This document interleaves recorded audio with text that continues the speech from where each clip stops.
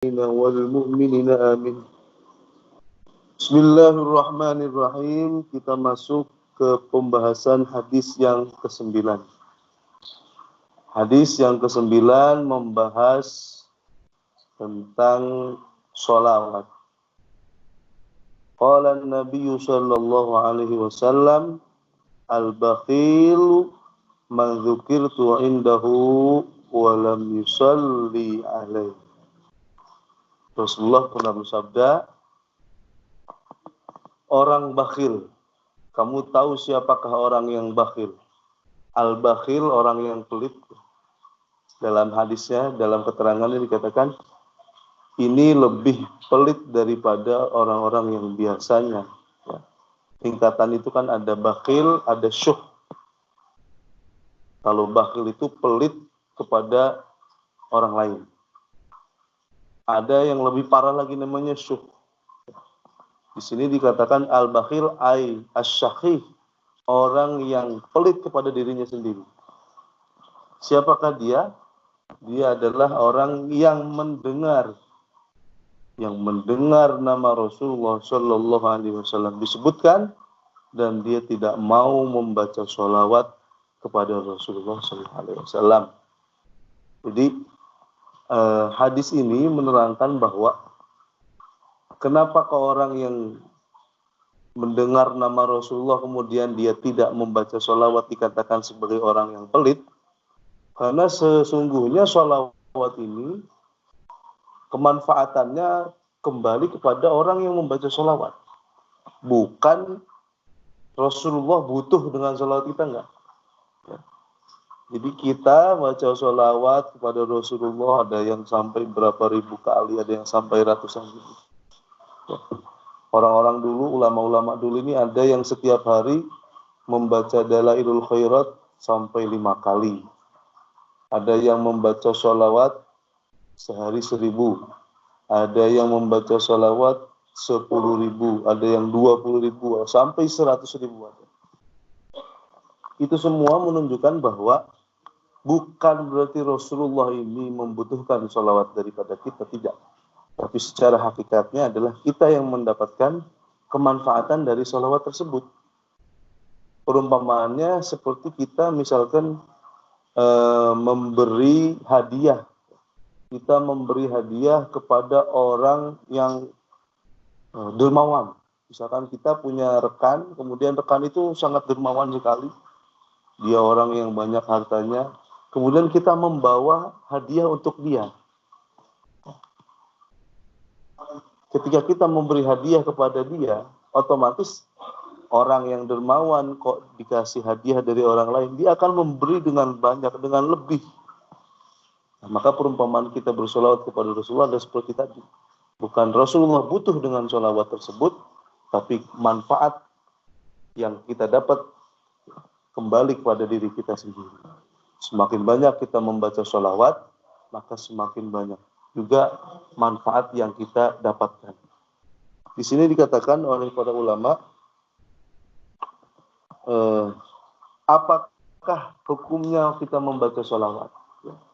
Dalam mazhab Syafi'i dikatakan membaca sholawat hukumnya wajib. Wajib dalam setiap sholat. Karena dalam sholat ini ada salah satu rukun ketika kita membaca tasyahud. Tasyahud akhir, ini ada sholawatnya. Kemudian, bagi orang yang memperbanyak sholawat, apakah boleh? Boleh. Memperbanyak. Dulu ini ada cerita, sedikit cerita. Imam Sufyan Ats-Tsauri, beliau pernah melaksanakan ibadah haji. Kemudian, ketika beliau tawaf, bertemu dengan seorang laki-laki. Yang beliau ini, si laki-laki tadi ini kemana-mana yang dibaca adalah sholawat. Jadi bukan membaca wiridan haji, bukan. Tapi yang dibaca adalah sholawat. Ketika tawaf, sholawat. Tidak membaca wiridan tentang tawaf. Sa'i, dia juga sama. Bukan membaca Rabbi ghfir warham tajawaz, tapi dia membaca sholawat. Di mana-mana, setiap tempat, setiap agenda, setiap kegiatan yang dia baca adalah sholawat. Akhirnya Imam Sufyan Tsauri bertanya, wahai pemuda, kenapa kok engkau membaca sholawat? Bukankah di tawaf ini ada wiridan khusus? Ketika kita sa'i juga ada bacaan khusus. Kenapa kau yang kau baca adalah sholawat? Kemudian laki-laki tadi menjawab, engkau siapa? Kemudian Imam Sufyan Tsauri, beliau menjawab, saya adalah Sufyan Ats-Tsauri. Orang tadi tahu bahwa Imam Sufyan Tsauri adalah ulama besar di zaman tersebut. Oh ya sudah, karena engkau adalah ulama, saya akan menceritakan kejadian. Sebenarnya kenapa kok saya melaksanakan ibadah haji sholawat? Kemudian si pemuda tadi bilang, saya berangkat haji ini sebenarnya bersamaan dengan ayah saya. Cuman ayah saya meninggal ketika di perjalanan. Di perjalanan mau berangkat haji, ayah saya wafat. Nah, ketika ayah saya wafat, kemudian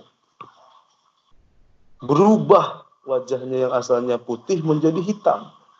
Semua dari ujung rambut sampai ujung kaki yang asalnya putih, warnanya kemerah-merahan, kok sekarang semua berubah menjadi hitam legam, seperti gosong. Akhirnya si laki-laki tadi di tengah padang pasir, sedih, galau, capek, sampai tertidur. Nah, dalam tidurnya dia bermimpi ditemui seorang laki-laki yang sangat tampan, sangat wangi, sangat penampilannya menawan. Kemudian laki-laki tadi datang membuka kain penutup jenazah, kemudian oleh beliau diusap dari ujung kaki sampai ujung kepala, dari ujung kepala sampai diusap oleh beliau. Seketika itu berubah yang asalnya hitam legam menjadi putih bersinar. Nah, setelah itu si laki-laki tadi pergi. Sebelum jauh pergi, bajunya dia pegang oleh si anaknya tadi. Bapak mau kemana? Sebentar. Bapak ini siapa? Kemudian si laki-laki tadi, orang yang mengusap ayahnya tadi, apakah kamu gak kenal dengan saya? Tidak, engkau siapa? Saya adalah Muhammad bin Abdullah Rasulullah SAW. Saya adalah Rasulullah. Kaget si anak. Masya Allah. Kemudian anak tadi bertanya, wahai Rasulullah, bapak saya ini kenapa? Kok bisa-bisanya asalnya hitam menjadi putih? Apa ini amalan bapak saya? Saya ingin tahu Rasulullah apa yang sering dilakukan oleh ayah saya. Kemudian Rasulullah berkata, memang ayah kamu ini selama hidup banyak melakukan dosa, banyak melakukan maksiat, tapi dia juga tidak kalah banyaknya membaca sholawat kepadaku. Dia sering membaca sholawat kepadaku, dia sering membaca salam kepadaku. Maka karena dia sering membaca sholawat kepadaku, aku akan memberikan syafaat kepadanya. Nah, semenjak saat itulah, kemanapun saya pergi yang saya baca adalah sholawat, karena sholawat ini sangat besar faedah. Kemudian sholawat itu sendiri, sebagian ulama mengatakan semua ibadah ini belum karuan diterima. Semua ibadah ini tidak pasti diterima. Ada yang diterima, ada yang tidak. Kecuali sholawat. Kalau sholawat ini pasti diterima oleh Allah. Kenapa? Karena dalam Al-Quran dikatakan, Innallaha wa malaikatahu yusholluna ala nabi, ya ayyuhalladzina amanu, shollu alaihi wa sallimu taslima. Jadi, sholawat ini ibadah yang luar biasa. Allah memerintahkan kita untuk sholat, tapi Allah tidak sholat. Allah memerintahkan kita zakat, Allah nggak zakat. Allah memerintahkan kita haji, Allah tidak haji. Tapi Allah memerintahkan kita membaca sholawat, dan Allah pun membaca sholawat kepada Rasulullah Sallallahu Alaihi Wasallam. Sangat istimewanya sholawat. Nah, kemudian pembahasan selanjutnya, apakah sholawat ini bisa dicampuri dengan riya? Ya, salah satu keistimewaannya sholawat. Walaupun kita membaca sholawat dengan tujuan pamer, ingin dipuji orang, ini tetap oleh Rasulullah, oleh Gusti Allah akan diterima sholawat tersebut. Walaupun kita misalkan baca sholawat, suaranya dibagus-baguskan supaya terdengar sama calon mertua, atau sholawat kita bagus-bagus caper, tetap dia mendapatkan pahala. Keistimewaan daripada sholawat. Jadi tidak ada keistimewaan ibadah yang menyamai sholawat. Allah membaca sholawat, malaikat, dan kita sebagai orang mukmin harus sering-sering memperbanyak membaca sholawat. Kemudian juga salah satu faedah, fadilah daripada sholawat adalah dengan sholawat akan menghilangkan kesusahan, akan juga yang kedua melancarkan rezeki. Kalau cerita tadi menghilangkan kesusahan, ayah yang meninggal tadi. Yang kedua adalah bisa melancarkan rezeki. Salah satu yang diijazahkan oleh guru-guru saya di Lirboyo itu adalah dengan membaca sholawat sebanyak 1000 kali setiap hari. Jadi baca sholawat 1000 kali setiap hari untuk malam Jumat bisa ditambahkan menjadi 10.000 kali. Sholawatnya yang bagaimana? Sholawatnya mudah, namanya sholawat Khadir. Sholawatnya Nabi Khidir. Itu bacaan Sallallahu ala Muhammad. Sallallahu ala Muhammad, Sallallahu ala Muhammad, Sallallahu ala Muhammad. Bisa sambil, mungkin kita sambil kerja, ataupun kita bisa sambil nyetir, atau apapun kegiatan yang kita lakukan, kita sambil kita juga lisan kita tidak henti-hentinya bersholawat. Itu yang diijazahkan oleh guru-guru saya adalah membaca Sallallahu ala Muhammad sebanyak 1000 kali setiap hari. Silakan nanti bisa diamalkan. Kemudian juga sholawat Sallallahu ala Muhammad ini salah satu keistimewaannya juga dia untuk memperlancar dana ketika kita membangun. Kita misalkan lagi bangun rumah, ataupun bangun sekolah, universitas, pondok pesantren, madrasah, apapun, ini dengan membaca Sallallahu alaihi Muhammad. Sama 1000 kali. 1000 kali setiap hari. Insya Allah akan diberi kemudahan oleh Allah. Ini bisa diamalkan oleh ibu-ibu sekalian, bapak-bapak, saudara sekalian. Sallallahu alaihi Muhammad, Sallallahu alaihi Muhammad sebanyak 1000 kali setiap hari. Mau dibagi silahkan. Kalau tata caranya dibagi bisa. Kalau yang saya lakukan biasanya setelah sholat ini 200. Setelah subuh 200, zuhur sampai isya 5 dikali 200 1000. Insya Allah nggak terlalu sulit, mudah. Ini bisa mau sambil jalan, mau sambil kita tidur-tiduran, istirahat, nyantai. Dengan santainya kita tetap pahalanya mengalir dengan membaca sholawat. Kemudian dikatakan di sini, barang siapa membaca sholawat, man shalla alayya wahidatan sallallahu biha asyra. Barang siapa yang membaca sholawat sebanyak 1 kali, maka Allah akan membalas sholawat tadi dengan 10.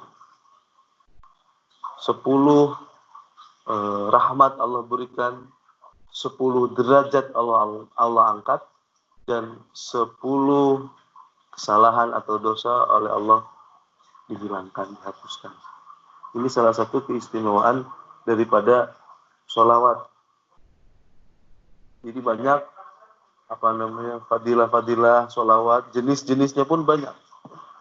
Ada sholawat Ibrahimiyah, Allahumma sholli ala sayyidina Muhammad wa ala ali sayyidina Muhammad kama shallaita ala sayyidina Ibrahim wa ala ali sayyidina. Itu sholawat Ibrahimiyah. Ada juga sholawat At-Tajiyah atau sholawat Nariyah kalau di Indonesia. Allahumma sholli ala sayyidina Muhammadin. Allahumma sholli sholatan kamilah. Allahumma sholli sholatan kamilah. Wassalim salaman ta'aman ala sayyidina Muhammad. Itu juga bisa dipakai untuk qada'il hajah. Kita punya kebutuhan, punya hajat, ada proyek, misalkan ingin goal, ingin lancar, itu bisa dengan membaca sholawat nariyah tadi, sholawat dengan bacaan 41 kali. Allahumma sholli sholatan kamilah wa sallim salaman ta'aman ala sayyidina Muhammad alladzi tanhalu bil uqad wa tanfariju bil qurab wa tuqda bihil hawaij wa tunalu bihir raghaib wa husnul khawatim wa yustasqal ghamam bi wajhil karim wa ala alihi wa sahbihi fi kulli lamhati wa nafasin ba'di kulli ma'lum. Ini sholawat tajiyah atau sholawat nariyah kalau di Indonesia. Bisa kita baca sebanyak 41 kali. Salah satu faedahnya tadi bisa melancarkan usaha kita ataupun punya hajat ini insyaallah dengan sholawat. Kemudian juga di sini dikatakan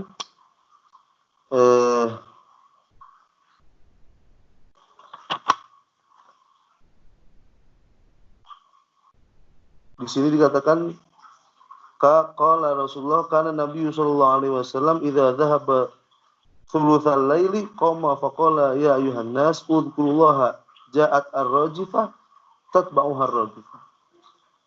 Ada seorang sahabat yang ketika qiyamul lail bertanya kepada Rasulullah, "Ya Rasulullah, saya kalau malam ini biasanya seringnya sholawat. Boleh enggak? Ya, saya bangun malam jam 3, kemudian saya sholawatan. Bagaimana Rasulullah?" Enggak apa-apa. Baik. Kalau saya enggak wiridan enggak apa-apa. Ya, enggak masalah. Dengan sholawat juga bisa. Jadi menunjukkan bahwasannya sholawat ini waktunya tidak tertentu. Salah satu keistimewaannya sholawat ini enggak punya waktu, mau kapanpun, dimanapun silakan. Yang penting tidak dalam keadaan ataupun di tempat yang memang dianggap kotor. Di masjid, di musola, dimanapun, yang nggak boleh di WC atau di tempat-tempat yang memang tidak baik. Kemudian ada lagi sahabat yang bertanya kepada Rasulullah, "Wahai Rasulullah, balasan 1 dibalas dengan 10 ini apakah untuk orang yang khusyuk dalam sholawat? Ya. Apakah memang diperuntukkan untuk orang yang khusyuk? Apakah memang orang yang paham? Atau bagaimana?" Kemudian Rasulullah menjawab, sholawat 1 dibalas 10 ini bagi orang yang membaca sholawat hatinya dalam keadaan ghafil, dalam keadaan tidak hadir ataupun tidak paham dengan makna. Jadi orang yang nggak paham dengan arti sholawat ataupun dia sambil masak, itu kan nggak fokus pikirannya. Tetap dia mendapatkan 10 tadi. Kemudian sahabat menanyakan lagi, kemudian kalau orangnya memang khusyuk, hadir hatinya, apa yang akan dia dapat, wahai Rasulullah? Rasulullah menjawab, bagi orang yang hadir hatinya, orang yang khusyuk dalam sholawat, maka tidak ada yang mengetahui apa yang dia dapat kecuali Allah. Jadi sholawat ini ketika kita baca dengan khusyuk, pahalanya lebih daripada yang tadi diterangkan. Balasan 10 ini hanya bagi orang yang sholawatnya dengan santai, tanpa dia khusyuk, tanpa ada kerinduan yang mendalam. Nanti dapat 10. Nah, kalau orang yang dengan kerinduan yang betul-betul, dengan khusyuk, dengan sangat berharap mendapatkan syafaat dari Rasulullah, maka dia akan mendapatkan lebih dari apa yang dijanjikan oleh Allah. Maka sholawat ini adalah sesuatu yang ringan. Nah, kalau dalam istilah ulama-ulama Jawa ini dikatakan sholawat itu pendingin. Makanya biasanya ulama-ulama ini kalau ngasih ijazah hizib pasti dibarengi dengan sholawat. Misalkan ngasih hizib Nasor atau hizib Nawawi, biasanya pendinginnya Kan kalau hizib ini panas, reaksinya panas. Ini didinginkan dengan sholawat. Insya Allah dengan sholawat akhirnya dosisnya menjadi tidak terlalu tinggi, akhirnya menjadi pendingin kompresornya kalau di mobil. Itu salah satu keistimewaan daripada sholawat. Kemudian di sini dikatakan kana li jarun famata faraitu fil manam faqultu lahu ma fa'alallahu bika faqala ghafarli faqultu fabima faqala kuntu idza katabtu isma Muhammadin fi kitabin shallaitu alaihi. Jadi salah satu juga yang harus kita perhatikan, ada di cerita tadi dikatakan ada seorang laki-laki yang mempunyai tetangga kemudian wafat. Setelah wafat, di malam harinya bermimpi bertemu dengan tetangganya yang sudah wafat tadi. Kemudian dalam keadaan luar biasa mendapatkan kenikmatan. Kemudian ditanya, wahai tetanggaku, kamu sekarang mendapat kenikmatan luar biasa, apa rahasianya? Kemudian si tetangga tadi menjawab, saya ketika menulis dalam kitab, dalam buku, ketika nulis nama Muhammad, pasti saya sholawat. Misalkan ketika nulis, ya, seorang misalkan menulis cerita Rasulullah, pada suatu hari Rasulullah Shallallahu Alaihi Wasallam dia tulis, tidak disingkat. Kalau sekarang kan kadang pengen ringkes, ditulis saw. Kalau di sini enggak. Jadi oleh ulama-ulama dulu memang dianjurkan ketika ada nama Muhammad, selain kita sholawat di mulut, kita tulis juga Sallallahu Alaihi Wasallam, jangan disikat saw, kurang baik. Fa'atani Rabbi ma la ainun ra'at wa la udhunun sami'at wa la qatarun ala qalbi bashar. Gara-gara setiap saya ngetik, kalau mungkin di HP sekarang ya, setiap ngetik Muhammad saya selalu iringi di belakangnya dengan Sallallahu Alaihi Wasallam. Saya mendapatkan kenikmatan yang tidak bisa terpikirkan oleh pikiran, oleh akal. Tidak pernah dilihat oleh mata dan tidak pernah terdengar oleh telinga. Luar biasa. Tidak bisa diungkapkan. Kemudian juga ketika kita punya buku ataupun punya kitab, ini kitab saya, kitab Manahijul Imdad. Ulama-ulama dulu, juga guru-guru saya, ini sangat menganjurkan kita tulis, di atasnya tulis nama. Misalkan namanya Muhammad ditulis. Kemudian di bawahnya kita tambahkan sholawat. Maka selama tulisan itu ada dalam kitab tersebut, kita akan selalu diberikan, dicatat sebagai orang yang bersholawat. Ketika kita punya buku, ya kita tulis Sallallahu Alaihi Muhammad atau Allahumma sholli ala sayyidina Muhammad. Ini insya Allah selama tulisannya ada, maka pahala kepada kita akan ngalir terus menerus. Kita tulis namanya. Kemudian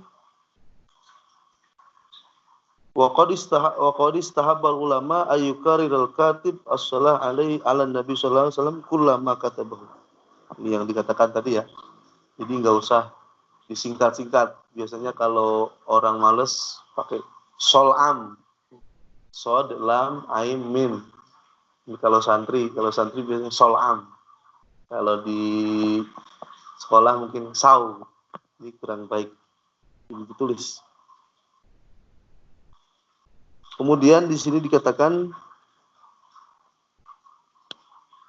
laulam yakun li sahibil hadis faidatun illa shalah 'alan nabi fa innahu yusalli alaihi ma dama fi dzalika kitab sallallahu alaihi wasallam. Ini yang tadi dikatakan bahwa selama tulisannya ada, maka kita akan selalu mendapatkan pahala orang yang sholawat. Kemudian bagaimana kalau kita nggak bisa bahasa Arab, ya kita tulis pakai bahasa Indonesia, nggak masalah. Sallallahu alaihi wasallam. Apa-apa yang penting kita punya keinginan dalam hati, kecintaan dalam hati yang kuat, insya Allah Allah Maha tahu dengan apa yang ada dalam hati kita. Kemudian salah satu keistimewaan sholawat juga. Sholawat ini menjadi mahar pernikahannya Nabi Adam dengan Siti Hawa. Ketika Nabi Adam diciptakan, kemudian Allah menciptakan Siti Hawa dari tulang rusuknya. Yang menjadi mas kawin ataupun maharnya sholawat ini adalah maharnya pernikahannya adalah membaca sholawat 10 kali. Nabi Adam ingin menikahi Siti Hawa, kemudian malaikat berkata kepada Nabi Adam, wahai Adam, kalau kamu ingin menikahi Siti Hawa, maka bacalah sholawat kepada Muhammad sebanyak 10 kali. Itu menjadi mahar pernikahan daripada Siti Hawa dengan Nabi Adam. Kemudian di sini dikatakan wa minha annahu tanfil faqra kasratu dzikri was salatu ala nabi tanfil faqra. Ini hadis diriwayatkan oleh sahabat Jabir ya. Sahabat Jabir meriwayatkan hadis bahwasanya memperbanyak zikir dan sholawat kepada Rasulullah SAW ini tanfi al-faqr, akan menghilangkan kemiskinan, akan menghilangkan kefakiran. Semakin banyak kita membaca sholawat, selain kita dapat rahmat dari Allah, ampunan Allah, Allah juga berikan kepada kita rizki yang lancar, mudah, ringan. Kesulitan hidup akan hilang, hati akan tentram. Kemudian juga dawuhnya Kiai Idris, beliau, orang yang ahli sholawat, anaknya akan menjadi dzurriyyatan thayyibah, akan menjadi orang yang minas sholihin was sholihat. Ini saya dengar langsung dari beliau ketika ada pembekalan safari. Orang yang dawam selalu istiqomah kontinu membaca sholawat, maka anak turunnya ini akan menjadi anak yang dzurriyyatan thayyibah, keturunan yang baik. Baik dari sisi akhlak. Kedua, baik dari sisi wajah. Ketiga, ilmu. Dia akan menjadi orang yang ahli. Makanya ada beberapa amalan-amalan dari kiai-kiai itu biasanya kalau orang hamil ini dibacakan dalailul khairat. Salah satu faedahnya tadi. Jadi kalau ingin punya anak ganteng atau cantik, ketika istri hamil perbanyak sholawat. Insya Allah nanti berkah sholawat kita, anak kita akan akhlaknya bagus, kemudian ilmu dia juga akan menjadi ahli ilmu, dan terakhir wajahnya ini akan baik di atas rata-rata. Ini salah satu yang dipesankan oleh guru-guru saya di Lirboyo seperti itu. Kemudian di sini dikatakan juga Rasulullah SAW pernah suatu ketika beliau khutbah. Dalam keadaan khutbah, kemudian ketika menaiki tangga, ada 3 tangga. Tangga pertama beliau bilang amin. Tangga kedua beliau bilang amin lagi. Tangga ketiga beliau bilang amin lagi. Kemudian sahabat menanyakan setelah selesai Jumat, ada sahabat yang menanyakan kepada Rasulullah, wahai Rasulullah, kenapa kok engkau membaca amin, amin, amin? Kemudian Rasulullah menjawab, sesungguhnya ketika aku naik kepada mimbar, malaikat Jibril berdoa, wahai Allah, ya Allah, semoga Allah melaknat, menjauhkan dari rahmat orang-orang yang tidak bisa berbuat baik kepada orang tuanya, padahal orang tuanya masih ada. Doa malaikat Jibril. Semoga orang yang tidak bisa berbakti kepada orang tuanya walaupun padahal mereka masih hidup, semoga dia dijauhkan daripada rahmat, tidak dimasukkan ke dalam surga. Kemudian Rasulullah menjawab, amin. Naik kepada tangga yang ketiga, kenapa engkau bilang amin? Dijawab oleh Rasulullah, doanya malaikat Jibril adalah, semoga orang yang mendengarkan namamu disebut dan dia tidak membaca sholawat, semoga dia tidak masuk ke dalam surganya Allah. Kemudian dijawab oleh Rasulullah, amin. Maka kita sangat penting ya, ketika kita mendengar nama Nabi, kemudian kita juga punya orang tua, kemudian yang salah satunya adalah ketika orang yang mendengarkan azan kemudian dia tidak menjawab. Ada orang mendengarkan azan kemudian tidak menjawab azan, maka dia juga akan sama mendapatkan riwayatin su'ul khatimah. Dia orang yang mendengar azan kemudian dia tidak menjawab azan, malah ngobrol. Ini adalah salah satu penyebab orang tersebut wafat dalam keadaan su'ul khatimah. Jadi 3 tadi harus kita betul-betul perhatikan. Azan, kemudian berbakti kepada orang tua, dan terakhir adalah sholawat. Penting sekali. Jadi sholawat ini salah satu mungkin anugerah yang diberikan oleh Allah kepada kita umat Nabi Muhammad. Kalau tidak ada sholawat mungkin sulit. Jadi sholawat itu ibaratnya adalah kalau di mobil ini turbonya. Ada turbonya. Kalau umat-umat lain tidak punya sholawat, umat kita, umat Nabi Muhammad diberikan oleh Allah kelebihan, keutamaan, suatu anugerah. Kita ada amalan yang ringan tapi bobotnya sangat besar, yaitu sholawat. Baik itu kita ucapkan, baik secara kita tuliskan, ya, ini akan menjadi penyebab kita menjadi orang yang baik di dunia, baik di akhirat. Bukan hanya kita, keturunan kita pun akan mendapatkan manfaat daripada apa yang kita lakukan. Ini berkah daripada sholawat. Kemudian di sini dikatakan, Shallu alayya fa inna sholata alayya kafaratun lakum wa zakatun. Sholawatlah, bacalah sholawat kepadaku.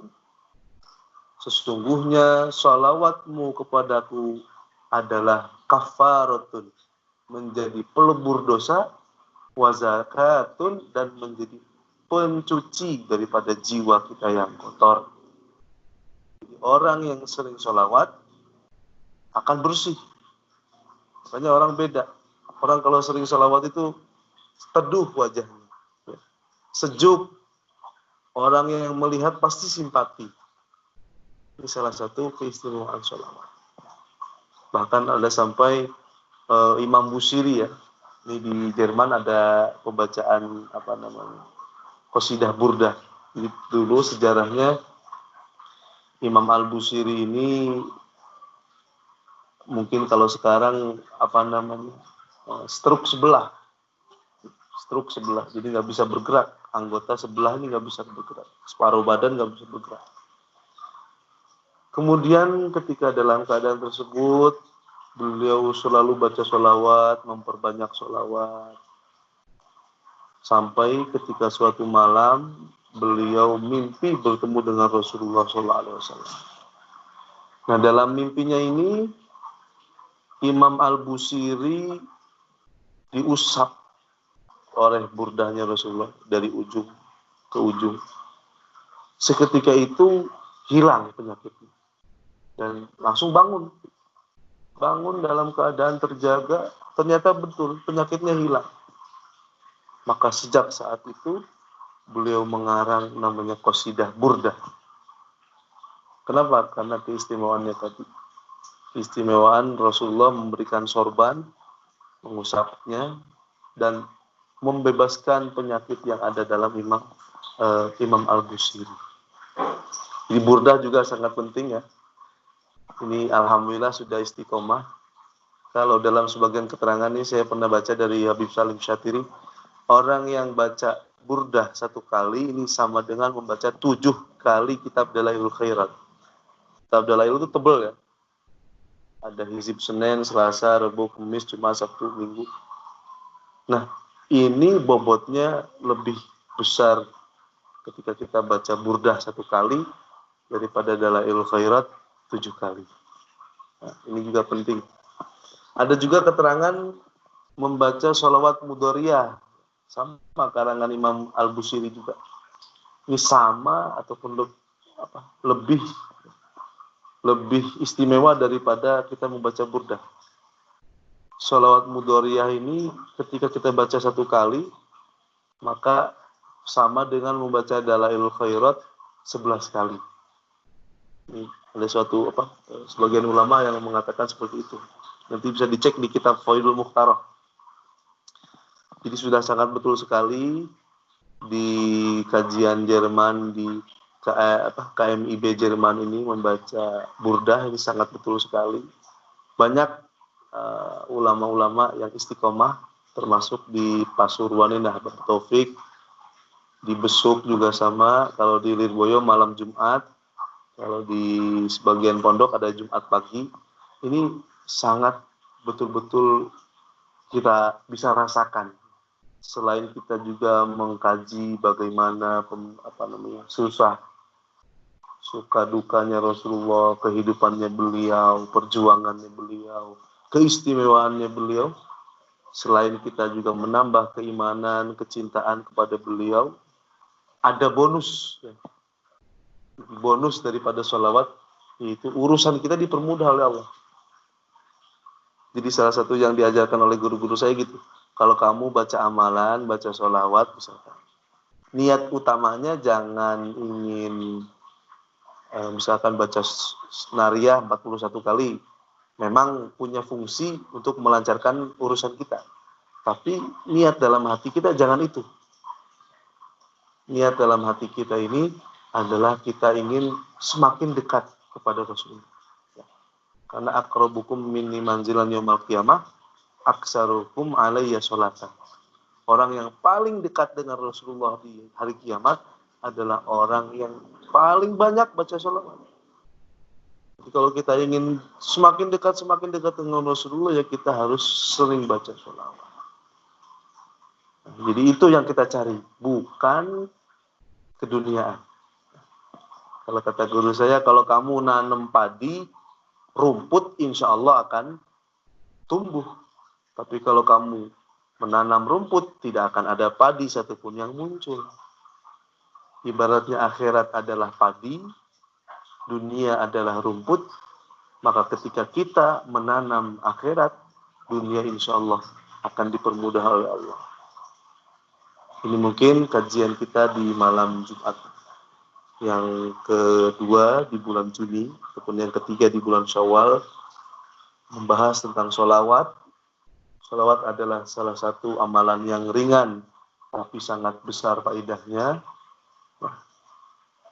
Kita ketika membaca sholawat, diniati pertama kita menjalankan perintah Allah. Shallu alaihi wasallimu taslima. Shallu ini fi'il amr yang di situ menunjukkan bahwa perintah. Jadi kita dengan membaca sholawat berarti kita menggugurkan kewajiban kita sebagai seorang mukmin untuk membaca sholawat. Kemudian yang kedua, kita niatkan sholawat kita adalah untuk kita semakin dekat Rasulullah, semakin kita mencintai Rasulullah, mendapatkan pandangan Rasulullah, perhatian daripada Rasulullah SAW. Yang ketiga, sholawat ini juga bisa menyelamatkan kita, menghilangkan kesusahan kita, menghilangkan segala macam problem kehidupan yang ada pada diri kita. Yang keempat, sholawat pun bisa melancarkan rezeki kita, bisa melancarkan proyek kita, ada hajat apa bisa oleh Allah diberikan kelancaran. Kemudian yang kelima, selain yang tadi disebutkan, bahwasanya sholawat pun akan menggugurkan dosa kita, mengikis habis dosa kita, membersihkan hati kita daripada kotoran-kotoran dunia. Semoga kita diberikan oleh Allah taufik menjadi orang-orang yang istiqomah bersolawat. Ya. Karena salah satu ciri daripada orang yang mencintai adalah sering menyebut orang yang dia cintai. Kalau dalam hati ada Nabi Muhammad, maka yang selalu terucap dalam lisan adalah Nabi Muhammad. Yang selalu terpikir dalam pikiran, dalam hati adalah Nabi Muhammad. Yang selalu terbersit dalam hati juga adalah Nabi Muhammad. Maka insya Allah kita ketika sering membaca sholawat, ditambah dengan kecintaan yang kuat, kita mempelajari sejarah Rasulullah SAW, maka hati kita akan tenang, zuriyah kita, keturunan kita akan menjadi orang soleh, dan semua urusan dunia, bahkan urusan akhirat akan menjadi mudah, akan menjadi. Mungkin yang bisa saya sampaikan di malam hari ini. Ada kurang lebihnya mohon maaf. Waktu saya kembalikan kepada moderator.